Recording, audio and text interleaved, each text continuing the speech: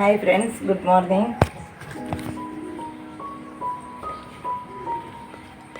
ಹೇಗಿದ್ದೀರಿ ಎಲ್ಲರೂ? ಬೆಳಿಗ್ಗೆ ಎದ್ದೆ. ಇವಾಗ ಬೆಳಿಗ್ಗೆ ಎದ್ದು ಬೆಳಿಗ್ಗೆದು ಕಾಫಿ ತಿಂಡಿ ಎಲ್ಲ ಆಯಿತು. ದೋಸೆ ತಿಂದೆ ನಾನು ನಿಮ್ಮ ಜೊತೆ ಒಂದು ವಿಷಯನ ಶೇರ್ ಮಾಡ್ಕೋಬೇಕು ಅಂತ ಈ ವಿಡಿಯೋ ಮಾಡ್ತಾ ಇದ್ದೇನೆ. ನಿನ್ನೆ ನನಗೆ ಹೋಗಬೇಕಾದ್ರೆ ಉರ್ವ ಮಾರ್ಕೆಟ್ ಹತ್ತಿರ ಎರಡಲ್ಲ ಸುಮಾರು ಬೆಕ್ಕಿನ ಮರಿಯನ್ನು ತಂದು ಯಾರು ಬಿಟ್ಟಿದ್ದಾರಂತೆ. ಅದರಲ್ಲಿ ನನಗೆ ಎರಡು ಬೆಕ್ಕಿನ ಮರಿ, ನಾನು ಬೇರೆ ಕೆಲಸದ ನಿಮಿತ್ತ ಹೋಗ್ತಾ ಇದ್ದೆ. ಆಗ 2 ಬೆಕ್ಕಿನ ಮರಿಗಳು ಸಿಕ್ಕಿತು. ತುಂಬ ಸಣ್ಣದಂದರೆ ತುಂಬ ಸಣ್ಣ ಬೆಕ್ಕಿನ ಮರಿಗಳು, ಇವಾಗಷ್ಟೇ ಹುಟ್ಟಿದ ಬೆಕ್ಕಿನ ಮರಿಗಳ ಥರ ಇರುವಂಥವುಗಳು ಸಿಕ್ಕಿತು. ನನಗೆ ನೋಡಿದೆ, ತಗೊಂಡು ಬಂದೆ. ನೈಟೆಲ್ಲ ಸ್ವಲ್ಪ ಬಿಸಿ ನೀರೆಲ್ಲ ಮಾಡಿ ಅವುಗಳನ್ನು ಕ್ಲೀನ್ ಮಾಡಿದೆ. ಸೊ ತುಂಬ ಬೇಜಾರಾಯಿತು. ಆದರೆ 2 ಬೆಕ್ಕಿನ ಮರಿಯಲ್ಲಿ ನನಗೆ ನೋಡಿ, ಒಂದು ಬೆಕ್ಕಿನ ಮರಿಯನ್ನು ಮಾತ್ರ ಉಳಿಸಿಕೊಳ್ಳಿಕ್ಕಾಯಿತು ನನಗೆ. ಸಣ್ಣ ಮರಿ ಅಂದರೆ ಸಣ್ಣ ಮರಿ. ಮತ್ತೊಂದು ಬೆಕ್ಕಿನ ಮರಿ ತೀರಿ ಹೋಯಿತು ಇವತ್ತು ಬೆಳಿಗ್ಗೆ.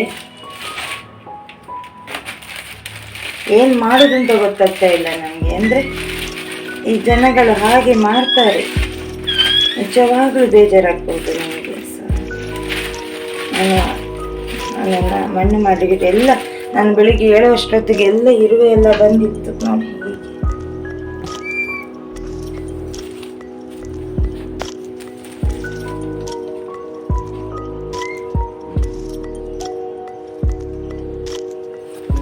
ಇನ್ನು ದೀವನಿದ್ದಾನೆ. ಹೀಗೆ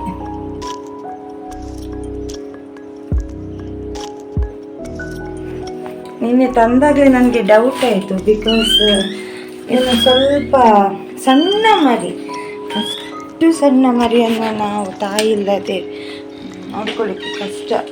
ಕಣ್ಣೇ ಬಿಟ್ಟಿಲ್ಲ ಅವುಗಳ. ಇವನು ವೈಟಿನವನಾದರೂ ಸ್ವಲ್ಪನಾದರೂ ಕಣ್ಣು ಒಂದು ಕಣ್ಣು ಸ್ವಲ್ಪ ಓಪನ್ ಆಗಿತ್ತು. ಬಟ್ ಅದು ಮತ್ತೊಂದು ಮರಿಯ ಕಣ್ಣೇ ಓಪನ್ ಆಗಿರಲಿಲ್ಲ. ನಾನು ಬಿಸಿನೀರು ಹಾಕಿ ಕ್ಲೀನ್ ಮಾಡಬೇಕಾದ್ರೆ ತುಂಬ ಕಷ್ಟಪಟ್ಟಿದ್ದೆ. ಅಂದರೆ ಅದರಲ್ಲಿ ವೈಟ್ ಕೆಳಗೆ ಬರ್ತಾ ಇತ್ತು ಒಂದು ಸ್ವಲ್ಪ ಸ್ತರ. ಸಣ್ಣ ಮದ್ದು ಮಾಡಿರ್ತಾರೆ. ನಾನು ಕ್ಲೀನೆಲ್ಲ ಮಾಡಿ ತುಂಬ ದಿನ ಆಗಿಲ್ಲ. ಅದು ಸಣ್ಣ ಮರಿ. ಅದು ನನ್ನ ಪ್ರಕಾರ ಒಂದು ತೊಂದರೆ ಆಗೋದಾದರೆ ಸಾಕಲೇಬೇಡಿ. ಶಕ್ತಿನಗರಕ್ಕೆ ಹೋದರೆ ಅವರು ಎಷ್ಟು ಒಳ್ಳೆ ಇದರಲ್ಲಿ ನಿಮಗೆ ಸ್ಟೆರಿಲೈಸೇಷನ್ ಮಾಡಿಬಿಡ್ತಾರೆ, ಕೊಡ್ತಾರೆ. ಅಷ್ಟು ಸಹ ಸಂಕಟವ ನಿಮಗೆ. ಅಷ್ಟು ಸಂಕಟ ಇದ್ದರೆ ದಯವಿಟ್ಟು ಬೆಕ್ಕು ನಾಯಿ ಸಾಕಲಿಕ್ಕೆ ಹೋಗಬೇಡಿ. ಇದೆಲ್ಲ ನೋಡಲಿಕ್ಕೆ ಬೇಡಪ್ಪ, ನನಗಂತೂ ಬೇಡ. ತುಂಬ ನಾನು ಬೇರೆ ಕೆಲಸಕ್ಕೆ ನಿಜವಾಗ್ಲೂ ನಾನು ಹೊರಟದಂದು ನನ್ನ ವೈಯಕ್ತಿಕ ಒಂದು ಕೆಲಸದ ಮೇಲೆ ಹೊರಡಾಗ ನನಗೆ ಮಾರ್ಕೆಟ್ ಸೈಡಲ್ಲಿ ನನಗೆ ಮೊದಲು ಸಹ ನನಗೆ ಜಾಸ್ತಿ ನೋಡಬಾರ್ದು ಹೇಳಿಕೊಂಡು ಹೋಗೋದು. ನಾನು ಮನಸ್ಸು ತಡೆಯೋದಿಲ್ಲ ರೀ. ನೋಡ್ಕೊಂಡು ಬಿದ್ದ ಹಾಗೆ ಖಂಡಿತ ಒಂದು ಸಣ್ಣ ಮರಿ. ಸೊ ಹೋದೆ ನಾನು, ಗಾಡಿ ಟರ್ನ್ ಮಾಡಿ ಹೋದೆ ನಾನು. ಏನು ನೋಡೋದು, ಅದು ನೋಡಿದರೆ ಅವರು ಹೇಳಿದರು, ಮೇಡಮ್ ಒಂದು 10ರಿಂದ 15 ಅಷ್ಟೇ ಸಣ್ಣ ಮರಿಗಳು ಇವೆ ಇಲ್ಲಿ, ಯಾರೋ ತಂದು ಬಿಟ್ಟಿತ್ತು. ಅದರಿಂದ 15 ಸಣ್ಣ ಮರಿ. ಆ ನಂತರ ಇಷ್ಟಿಷ್ಟು ಸ್ವಲ್ಪ ದೊಡ್ಡ ಮರಿಗಳು ಸುಮಾರು ಉಂಟು. 10ರಿಂದ ನನ್ನ ಕಣ್ಣಿಗೆ ಬಿದ್ದು. ಏನು ಮಾಡೋದು, ನಾನು ಎಷ್ಟನ್ನು ಸೇವೆ ಮಾಡೋದು ಹೇಳಿ ನೀವು?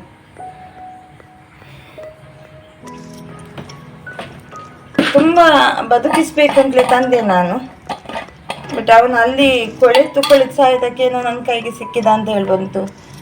ಬದುಕಿಸಿಕೊಳ್ಳಿಕ್ಕೆ ಆಗಲಿಲ್ಲ ನನಗೆ. ಅದನ್ನು ತುಂಬ ಬೇಜಾರು ನನಗೆ. ಅವನು ಬೆಳೆಯವನಾದರೂ ಸ್ವಲ್ಪ ನಿನ್ನೆ ಕಣ್ಣು ಕಾಣದಿರೋ ಆಚೆ ಹೋಗ್ತಾ ಇದ್ದ. ಬಟ್ ಇವನಿಗೆ ನಡೀಲಿಕ್ಕೆ ಆಗ್ತಾ ಇಲ್ಲ. ನನಗೆ ಅವನನ್ನು ಸ್ನಾನ ಮಾಡಿಸ್ಲಿಕ್ಕೆ ಇಬ್ಬರನ್ನು ನನಗೆ 1-1.5 ಗಂಟೆ ಅಷ್ಟು ಮೈಯಲ್ಲಿ ಏನು ಅಷ್ಟು ಗಲೀಜಿತ್ತು. ಯಾಕೆಂದರೆ ಮಾರ್ಕೆಟಲ್ಲಿ ಆ ಸಣ್ಣ ಕಣ್ಣು ತೆರೆಯದ ಮಕ್ಕಳನ್ನು ತಂದು ಬಿಟ್ಟರೆ ನೀವೇ ಅಂದ್ಕೊಳ್ಳಿ, ಅವುಗಳು ಏನು ಮಾಡೋದು ಹೇಳಿ. ಸೊ ನನಗೆ ತುಂಬ ಬೇಜಾರಾಯಿತು. ನನಗೆ ನೈಟ್ ನನಗೆ ಡೌಟ್ ಇತ್ತು. ಯಾಕೆಂದರೆ ಅವನು ನಾನು ಸ್ನಾನ ಮಾಡಿಸುವಾಗಲೂ ಸ್ವಲ್ಪ ಇದೇ ಮಾಡ್ತಾ ಇರಲಿಲ್ಲ, ರೆಸ್ಪಾನ್ಸೇ ಮಾಡ್ತಾ ಇರಲಿಲ್ಲ. ಸ್ವಲ್ಪ ಬಾಲ ಹೀಗೆ ಮಾಡ್ತಾ. ಅಂದರೆ ನಾನು ಅಂದ್ಕೊಂಡು ಸಣ್ಣ ಮರಿ ಅಲ್ವಾ, ಕಣ್ಣು ನನಗೆ ಓಪನೇ ಆಗಲಿಲ್ಲ, ಕಣ್ಣಿಂದ ಪಸ್ತರ ಬರ್ತಾಯಿತ್ತು. ಅದೊಂದು ಟೆನ್ಷನ್ ಆಯಿತು ನನಗೆ. ದಯವಿಟ್ಟು ಯಾರೆಲ್ಲ ಪ್ರಾಣಿಗಳನ್ನು ಸಾಕ್ತಾ ಇದ್ದೀರಾ, ಈ ವಿಡಿಯೋ ನೋಡ್ತಾ ಇದ್ದೀರಾ, ಸಾಕುದಾದ್ರೆ ಅದೇ ನಾನು ಹೇಳಿದಂಗೆ ಸರಿಯಾಗಿ ಸಾಕಿ. ಬೆಕ್ಕು ನಾಯಿ ಮರಿಗಳನ್ನು ತಂದ ಕೂಡಲೇ ನಿಮಗೆ ಬೇಡ ಅಂದರೆ ಒಂದು ಸ್ಟೆರಿಲೈಸೇಷನ್ ಮಾಡಿಬಿಡಿ. ಗೌರ್ಮೆಂಟ್ ಹಾಸ್ಪಿಟಲ್ಗೆ ಹೋಗಬೇಡಿ, ಯಾಕೆಂದರೆ ಅಲ್ಲೂ ಚಾರ್ಜ್ ಮಾಡ್ತಾರಂತೆ. ನೀವು ಸೀದಾ ಶಕ್ತಿನಗರಕ್ಕೆ ಹೋಗಿ, ಒಂದು ವೇಳೆ ನಿಮಗೆ ಆಗದಿದ್ದರೆ ನನ್ನನ್ನೊಂದು ಕಾಂಟ್ಯಾಕ್ಟ್ ಆಗಿ. ಒಳ್ಳೆ ಇದಿದ್ದಾರೆ ಶಕ್ತಿನಗರದ ಸುಮಾ ಮೇಡಮ್ ಎಲ್ಲ ತುಂಬ ಒಳ್ಳೆ ರೆಸ್ಪಾನ್ಸ್ ಕೊಡ್ತಾರೆ. ನಾವು ಈ ಸ್ಟ್ರೀಟಲ್ಲಿ ಸೇವ್ ಮಾಡಿದ ನಾಯಿ ಬೆಕ್ಕುಗಳಿಗೆಲ್ಲ ಸ್ಟೆರಿಲೈಸೇಷನ್ ನಾವು ಸಾಕೋದಾದರೆ ಸ್ಟೆರಿಲೈಸೇಷನ್ ಅವ್ರು ಮಾಡಿಕೊಡ್ತಾರೆ.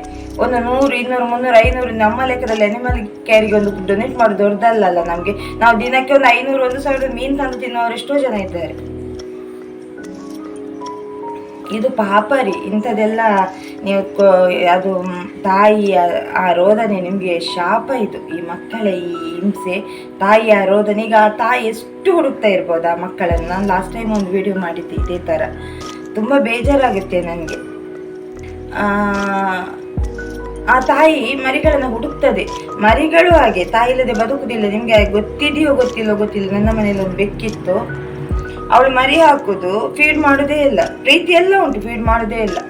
ಒಂದು 3-4 ದಿನ ಬಿಟ್ಟರೆ ಅವಳ ಹಾಲಿನ ಇದೆಯಲ್ಲ ಮೊಲೆ ಎಲ್ಲ ಇಷ್ಟಿಷ್ಟು ಊದಿಕೊಂಡು ಅದ್ರಲ್ಲಿ ಪಸ್ ಬರ್ತಾ ಇತ್ತು. ಅವಳು ಇದ್ದದ್ದು 1-2 ಮರಿ. 1 ಸತಿ 2 ಸತಿ ಮರಿ ಹಾಕಿದ ಕೂಡಲೇ ನಾನು ಸ್ಟೆರಿಲೈಸೇಷನ್ ಮಾಡಿಬಿಟ್ಟೆ. ಆಮೇಲೆ ಮರಿ ಹಾಕಲಿಲ್ಲ ಅವಳು. ಬಟ್ ಅವಳು ಆ ಥರ, ಅವಳಿಗೆ ಗೊತ್ತಿಲ್ಲ ಫಸ್ಟ್ ಮರಿ ಹಾಕಿದ ಕೂಡಲೇ 2-3 ದಿನ ಇದೇ ಮಾಡೋದಿಲ್ಲ. ಕೊನೆಗೆ ನನ್ನ ಮಗ ನಾನೆಲ್ಲ ಅವಳನ್ನು ಗಟ್ಟಿಯಾಗಿ ಇಟ್ಕೊಂಡು ಬಿಸಿ ನೀರಿಂದ ಶೇಕ ಎಲ್ಲ ಕೊಟ್ಟು ಆಮೇಲೆ ಆ ಹಾಲನ್ನೆಲ್ಲ ಹಿಂಡಿ ತೆಗಿತಿತ್ತು. ಕೊನೆಗೆ ರಕ್ತ ಬರ್ತಾ ಇತ್ತು. ಅಷ್ಟು ಹಿಂಸೆ ಆಗುತ್ತೆ ಆ ತಾಯಿಗೆ. ನಮ್ಮ ಮನೆಯಲ್ಲಿ ಒಮ್ಮೆ ನಮ್ಮ ಹೆಂಡತಿಗೆ, ನಮ್ಮ ಮಕ್ಕಳಿಗಾದರೆ ಆ ನೋವು ನಮಗೆ ಗೊತ್ತಾಗ್ತದೆ. ನಮಗೆ ಈ ಮೂಕ ಪ್ರಾಣಿಗಳ ನೋವು ಗೊತ್ತಾಗುವುದಿಲ್ಲ. ಒಂದು ಹೇಳ್ತೇನೆ ನಾನು ಪದೇ ನನಗೆ, ನೀವು ಈ ಥರ ಮಾಡ್ತಿರಲ್ಲ, ಇದು ನಮ್ಮ ಮಕ್ಕಳಿಗೆ ನಾವು ಅನುಭವಿಸ್ಲಿಕ್ಕೆ ಮಾಡಿಡುವಂತಹ ಬುತ್ತಿ ಇದು. ಈ ಮೂಕ ಪ್ರಾಣಿಗಳಿಗೆ ಈ ರೀತಿ ಚಿತ್ರಹಿಂಸೆ ಕೊಡ್ತೀರಲ್ವ ನೀವು. ಏನು ವ್ಯವಸ್ಥೆ ಇಲ್ಲದಿದ್ದರೆ ಪರವಾಗಿಲ್ಲ, ಇಷ್ಟೆಲ್ಲ ವ್ಯವಸ್ಥೆ ಉಂಟು ನಮಗೆ. ಆದರೂ ನಮಗೆ ಬೇಡ, ನಮಗೆ ನಮ್ಮದೇ ಜಾಸ್ತಿ ಆಗ್ತದೆ. ನದಿಯಾಗಿ ಮೇಲೆ ಸಾಕುದೇಕೆ? ನೀವು ಯಾವ ಕರ್ಮಕ್ಕೆ ಸಾಕ್ತೀರಾ? ಒಂದು ಎಲ್ಲರ ಹತ್ರ ರಿಕ್ವೆಸ್ಟ್, ನಾನು ಎಲ್ಲರಿಗೂ ಹೇಳೋದಿಲ್ಲ, ತುಂಬ ಒಳ್ಳೆಯವರು ಇದ್ದಾರೆ. ಒಂದು ನಿಮ್ಮ ಹತ್ರ ದಯವಿಟ್ಟು ನನ್ನ ಕಳಕಳಿಯ ವಿನಂತಿ, ಪ್ರಾಣಿಗಳನ್ನು ಸಾಕುವುದಿದ್ರೆ ಅವುಗಳನ್ನು 5-6 ತಿಂಗಳು 7 ತಿಂಗಳ ಒಳಗಡೆನೆ ಅವುಗಳಿಗೆ ಸ್ಟೆರಿಲೈಸೇಷನ್ ಮಾಡಿಬಿಡಿ. ಡಾಕ್ಟರ್ ಹತ್ರ ಟೆಸ್ಟ್ ತಗೊಂಡೋಗಿ ಅವರು ಆಯಿತು ಅಂದರೆ ಮಾಡಿಬಿಡಿ. ಅವುಗಳು ಆರೋಗ್ಯದಿಂದ ಈ ಕರ್ಮ ನಮಗೆ ನೋಡಲಿಕ್ಕೂ ಸಿಗುವುದಿಲ್ಲ. ಎಷ್ಟು ಹಿಂಸೆ ತಿಂದು ಆ ಮರಿಗಳು ಸಾಯುವುದು, ಆ ತಾಯಿಯ ಹಿಂಸೆ, ಇದೆಲ್ಲ ನೋಡಲಿಕ್ಕೆ ತುಂಬ ಬೇಜಾರಾಗುತ್ತೆ ರೀ, ತುಂಬ ಬೇಜಾರಾಗುತ್ತೆ. ಹೊರಗೆ ಹೋದರೆ ಸರಿ ಮಗ,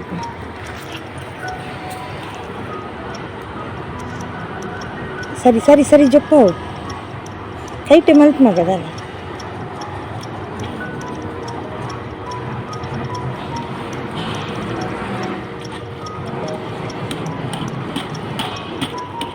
ಓ ತಮ್ಮ ಅವೇನು ಒಯ್ಪ್ಲೆಗೆ ಮಗ ತಿತ್ತಿರಲ್ಲ, ಅವು ಅಂಚಿಡುಂಡತೆ